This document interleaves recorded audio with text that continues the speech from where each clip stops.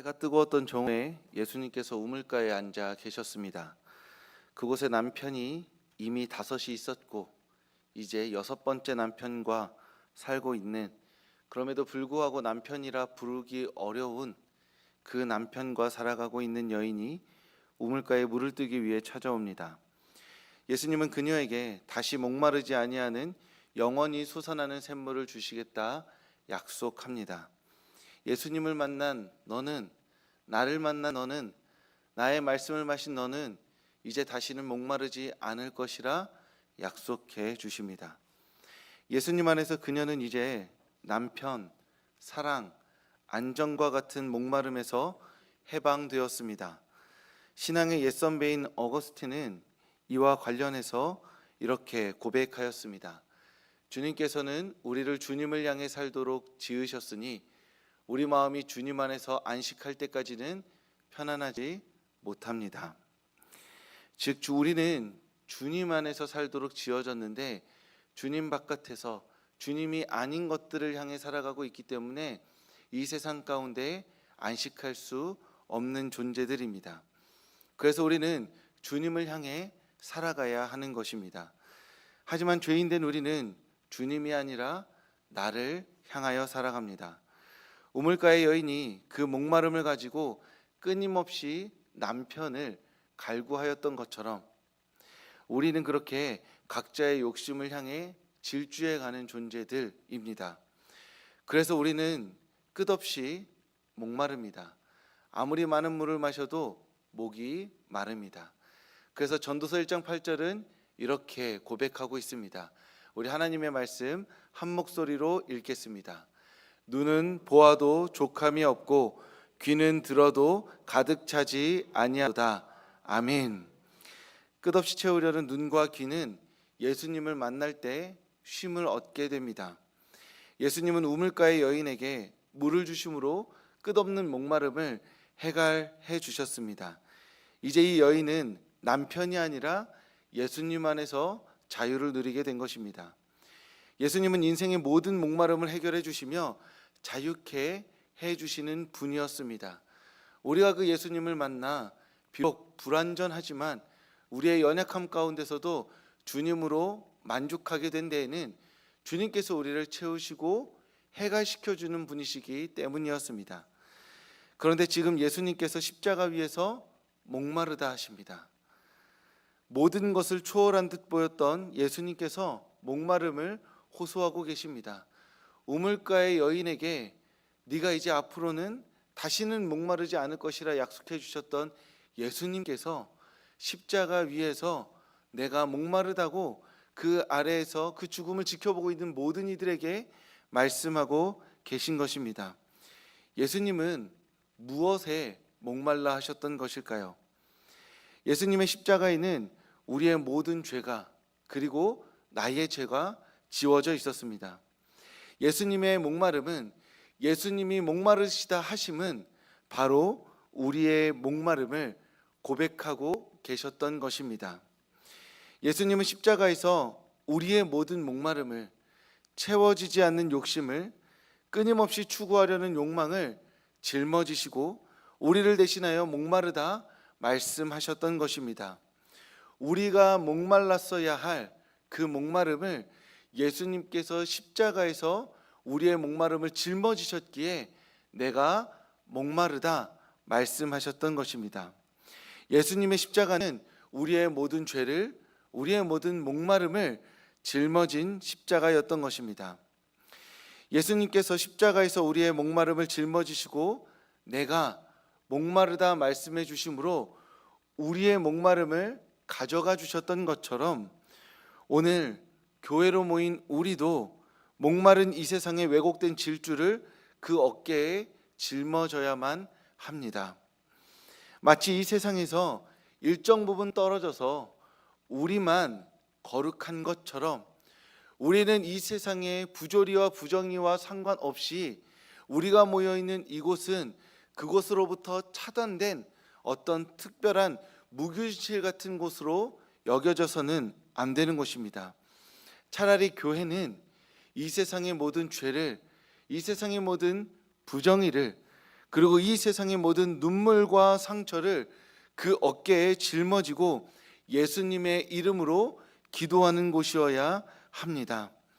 예수님께서 자기 십자가를 지고 나를 따르라 하셨을 때 우리가 짊어져야 할 십자가에는 바로 이 세상의 죄와 목마름도 지워져 있었던 것입니다. 우리 한 개인이 각자 한 사람이 주님의 몸된 교회로 부름받았으니 우리가 이곳에서 주님께 드릴 기도들에는 나의 기도뿐만 아니라 나의 상처와 나의 고백뿐만 아니라 우리가 이 세상을 바라보며 이 세상이 짓고 있는 죄와 부정의와 부패와 더러움과 불공평들까지 우리는 교회로 모여 함께 이 세상의 죄를 짊어져야만 하는 것입니다. 고난주간에 나의 죄의 무게만도 무겁고 힘들지만 우리는 이 기도 가운데 이 세상을 위한 기도를 담아내야만 합니다. 이 세상의 죄와 목마름을 끌어안고 기도할 수 있어야만 하는 것이죠. 이 세상의 부정의와 불공평을 한탄하며 분노하며 하나님, 세상이 왜 이런가요? 세상이 왜 이렇게 어그러져 있나요? 이 세상 이제 고쳤을 수 없는 완전히 폐기 처분해버려야 하는 세상 아닌가요? 라고 말하며 세상을 손가락질하는 것이 아니라 하나님, 이 세상의 부정의에 우리의 책임이 있습니다.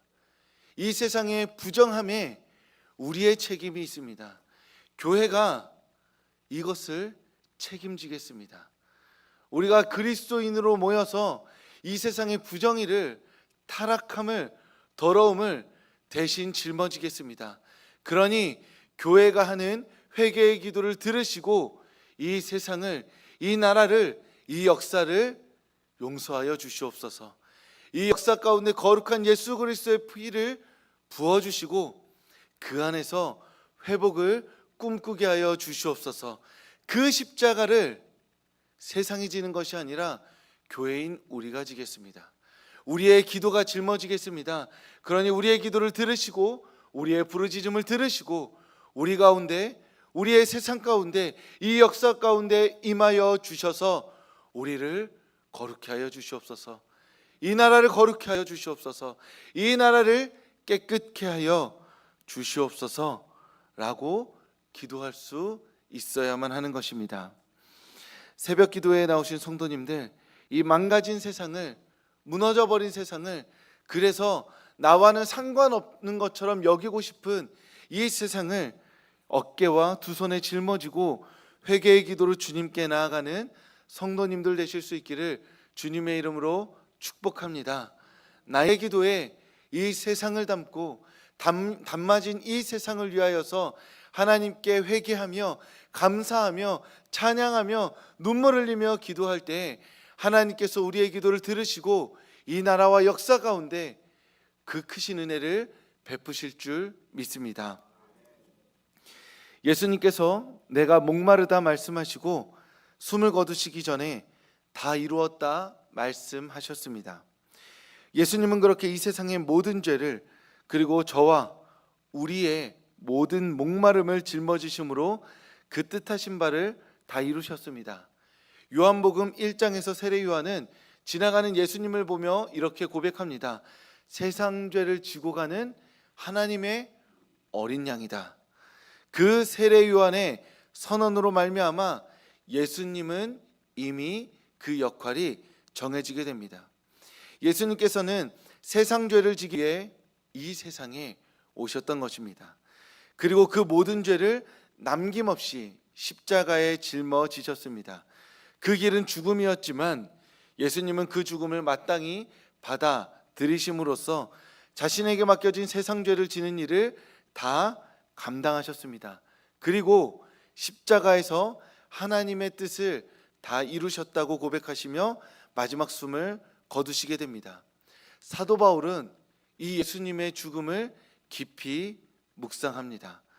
그리고 그 죽음을 깊이 묵상한 후에 골로새서에서 이렇게 고백합니다. 우리 하나님의 말씀을 함께 읽겠습니다.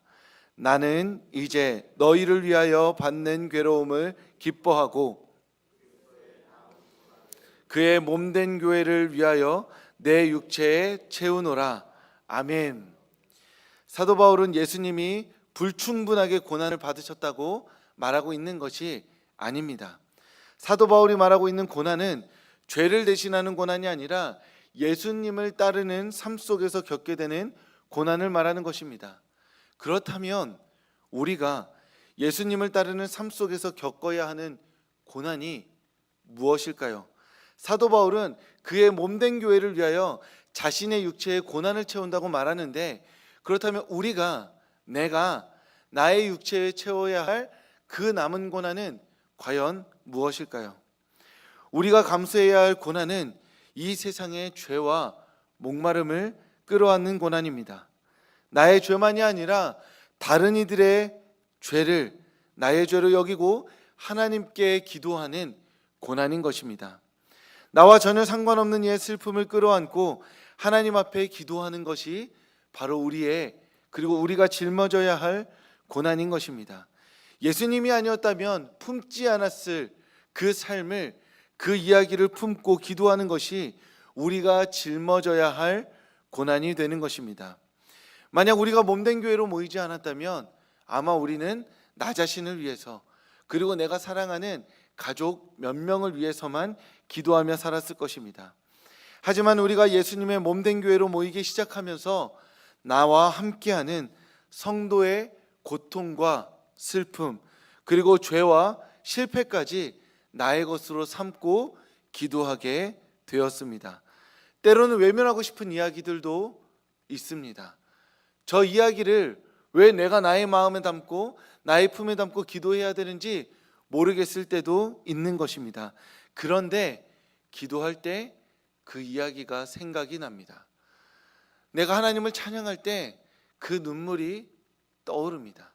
그래서 우리는 기도하고 싶어서, 너무나 사랑해서, 나에게 그가 특별해서 기도해 주는 것이 아니라 나에게 들려진 그 이야기를 외면할 수 없어서, 그 이야기가 어느 날 갑자기 내 삶에 떠올라 버려서 우리는 나의 기도에 그 성도의 기도를 품고 기도하게 되는 것입니다.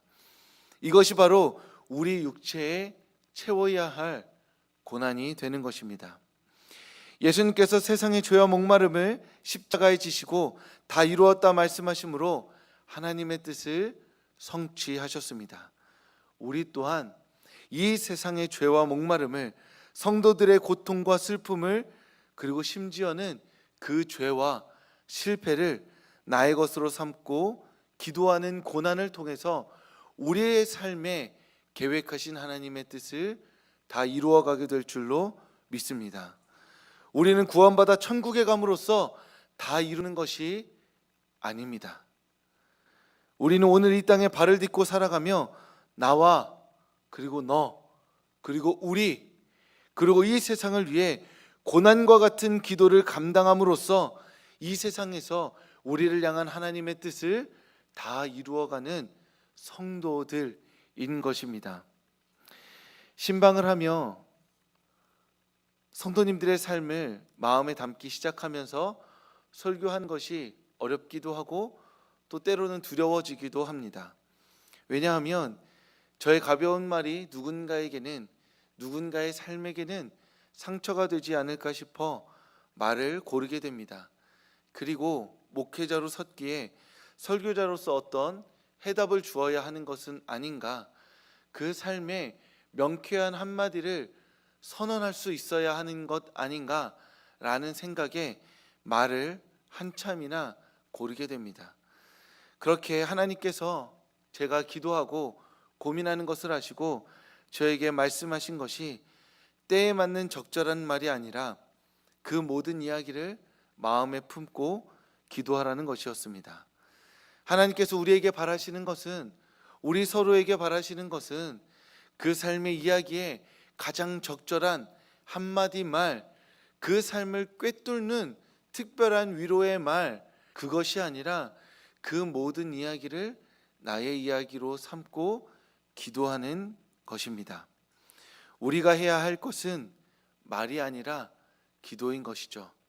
하나님은 우리가 각자의 이야기를, 서로의 이야기를 끌어안고 기도하기를 바라고 계신 것입니다.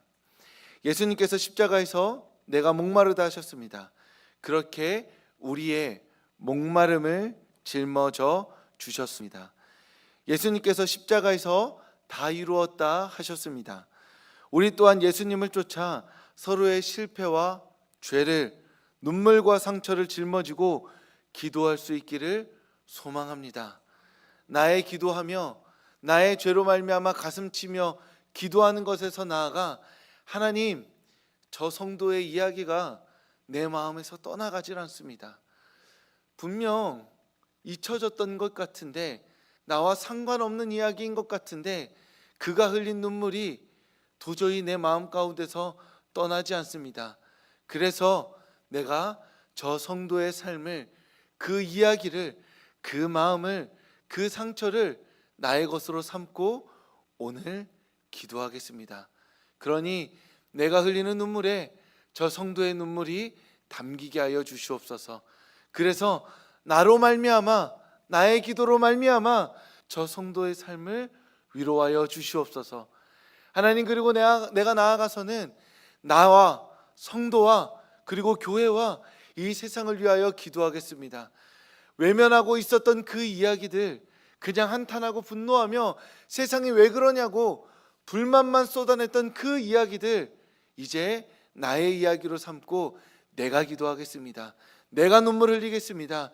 내가 회개하겠습니다.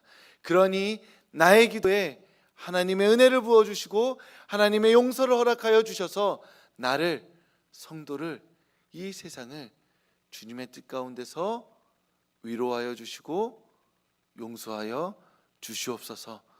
나로부터 그 하나님의 거룩하고 놀라운 역사가 시작되게 하여 주시옵소서 라고, 그렇게 나를 위해서, 곁에 있는 성도의 이야기를 위해서, 그리고 이 세상의 이야기를 위해서 간절한 마음으로 기도하는 성도님들 되실 수 있기를 주님의 이름으로 축복합니다.